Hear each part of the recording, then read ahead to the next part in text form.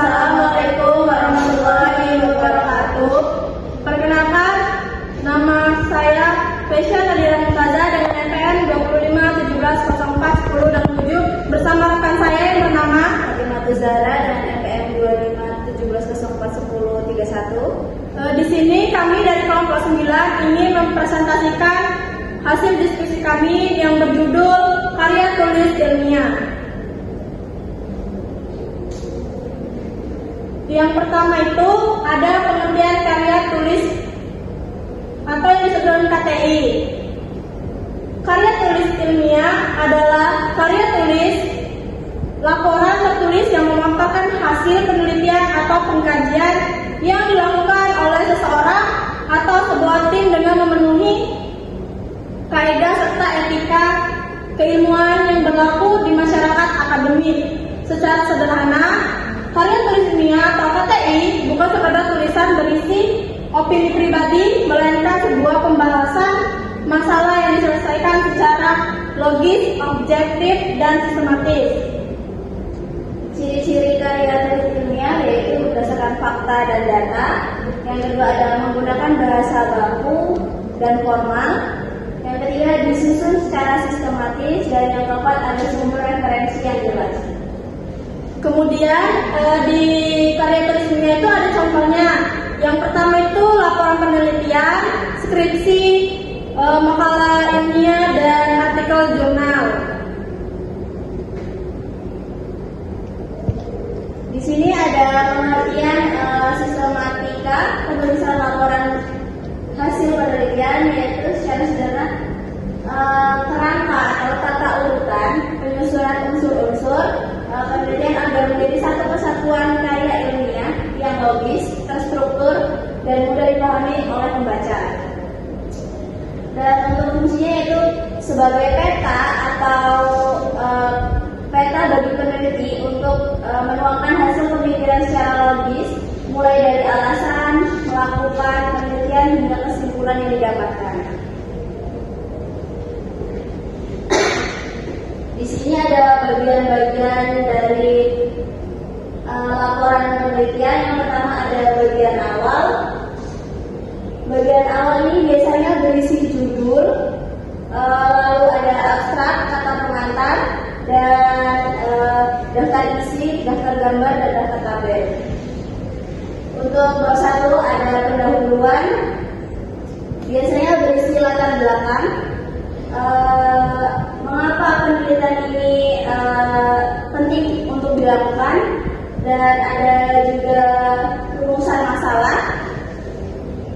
Untuk bab 2-nya, untuk bab 2 ada landasan teori, yaitu teori-teori dari ahli yang sudah pernah melakukan penelitian ini. Yang ketiga ada metodologi. Metodologi yaitu tempat dilakukannya penelitian, waktu yang dilakukan. Lalu ada hasil dan pembahasan. Hasil dan pembahasan ini merupakan seperti jantung, yaitu hal terpenting yang harus ada pada laporan penelitian ini. Yang selanjutnya ada penutup. Penutup ini biasanya berisi kesimpulan dan saran. Dan untuk daftar pustaka itu referensi yang kita ambil dari beberapa teori maupun artikel dan para ahli yang sudah pernah melakukan.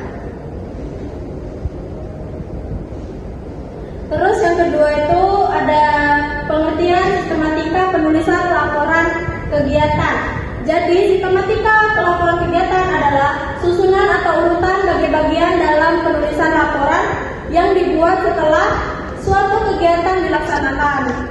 Agar laporan tersusun secara rapi, runtun, dan mudah dipahami, artinya sistematika ini menjadi pedoman struktur penulisan supaya laporan tidak berantakan dan semua informasi penting tercantum dengan jelas.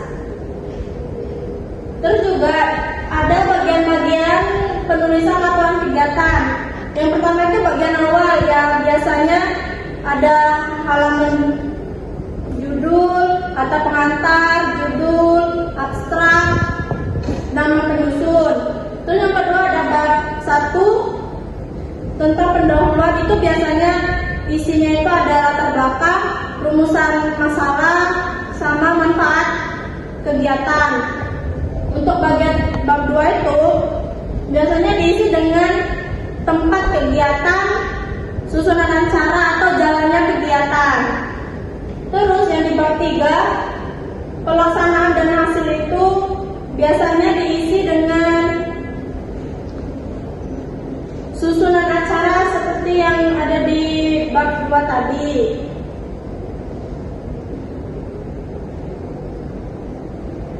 Terus yang keempat itu kendala atau evaluasi. Itu biasanya hal yang terjadi dalam laporan kegiatan tersebut. Terus yang bab kelima itu ada penutup. Penutup itu biasanya diisi dengan kesimpulan dan saran. Terus yang terakhir ada daftar pustaka. Itu isinya para ahli untuk direferensi. Terus adapun kesimpulan.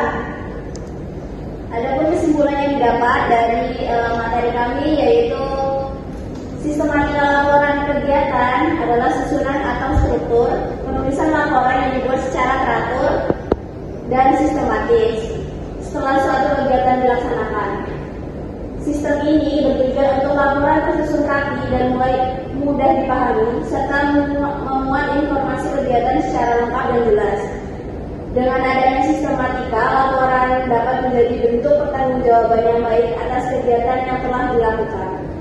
Oke, sampai sini saja kami tutup presentasi kami.